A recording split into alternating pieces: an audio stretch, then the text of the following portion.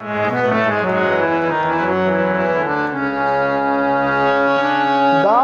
सुन कहने लगी, कपट स्नेह दिखाए, रानी क्यों मुझको रही मिथ्या दोष लगाए।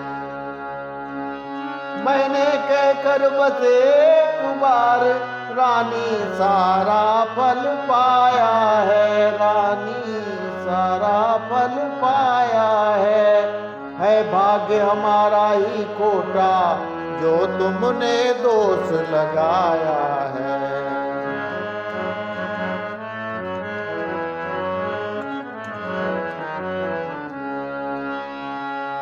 जो कहकर तुमसे झूठ साच मनमानी बात बनाती है, तुमको वो अच्छी लगती है जो कहती ठकुर सुहाती है।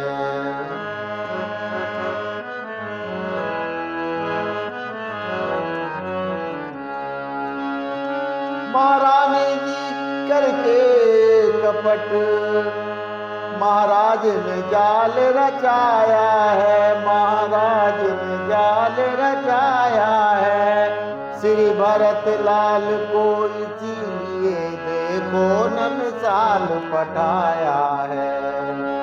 देवी अब क्षमा करो कृपया, ये बारी भूल हमारी है। हित की बात जो कही तुमसे तुमको न लगी वह प्यारी है। हित की बात कही तुमसे तुमको न लगी वह प्यारी है। दासी के ये वचन सुन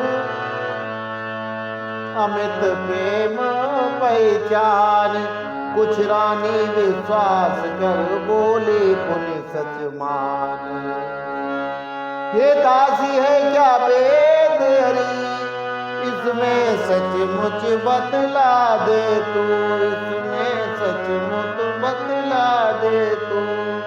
मैं तो कुछ नहीं जानती हूँ, सोते से मुझे जगा दे तू। मैं तो कुछ नहीं जानती हूँ, सोते से मुझे जगा दे तू। बोली दासी अवसर पाकर हित जाना जाता है, संसार स्वार्थ के लिए हरि गधे को बाप बनाता है। बोली दासी अवसर पाकर हित अनहित जाना जाता है, संसार स्वार्थ के लिए हरि गधे को बाप बनाता है।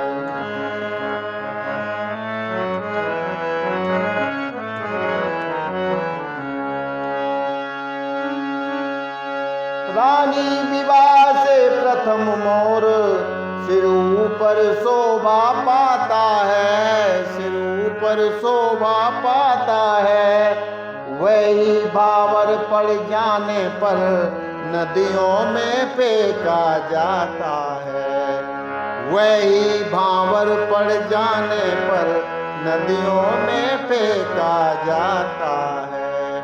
अच्छा, यहाँ पे वर्णन आया है भावरी का, मोरी का। तो जब भावरें पड़ती है तो सिर पे यानी वर के मोर होता है और कन्या के मोरी होती है। तो इस राधे श्याम रामायण में भी यही जिक्र है कि जैसे ही वो ब्याह शादी संपन्न हो जाता है तो उनको नदी में प्रवाहित कर देते, दोनों चीजों।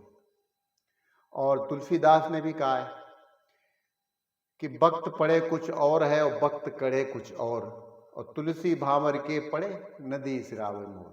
यानी सब अपने अपने मतलब के, मतलबी हैं लोग यहाँ पर, मतलबी जमाना, सब साथ ही अपने मतलब के है, दुनिया में किसी का कोई नहीं। और वो सोचा अपना साथ देगा, वो निकला। कई प्रकार के हैं, यूं जा रहे हैं जैसे हमें जानते नहीं, मतलब निकल गया है तो पहचानते नहीं। फिल्मी गाने भी खूब हैं, लेकिन आप ऐसा मत सोचें। ऐसे अगर आप सोचेंगे तो परेशान हो जाएंगे कि दुनिया में कोई किसी का नहीं और हमारा कोई नहीं और ऐसे है और कौन है फलाना। तो बात यह है कि आदमी कोई सामने वाला बुरा नहीं होता, खाली अपना समय बुरा होता है। ये बात आप सोच लें।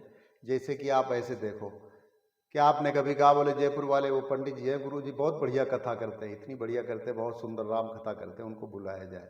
और आपने गर्मियों में बुलाया, समय था गर्मियों का, और हम कथा करके आ गए। और आपने बड़ा ठंडा सा कूलर सा और पंखा और बड़ा अच्छा सा इंतजाम किया सब कुछ, और ठंडे में जो है खूब अच्छी कथा संपन्न हुई।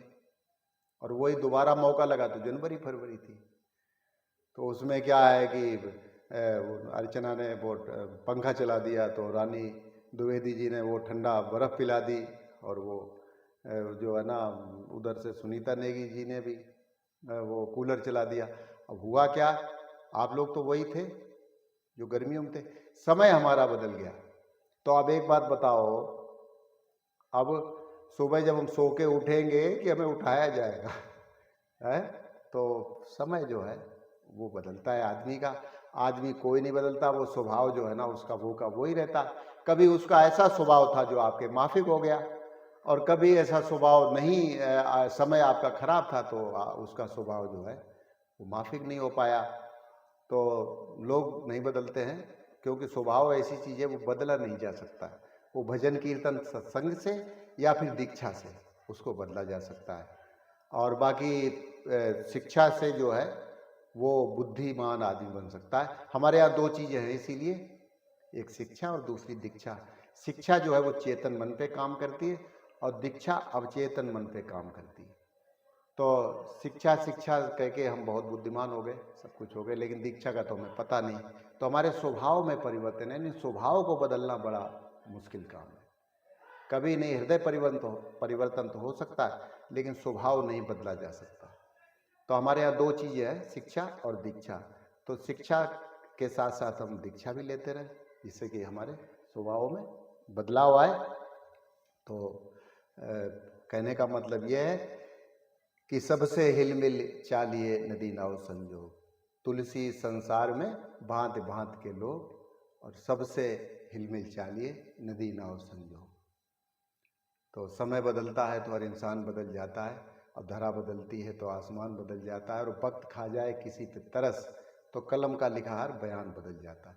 तो आज के लिए बस इतना ही, कल फिर मिलते हैं। नमस्कार, जय श्री राम।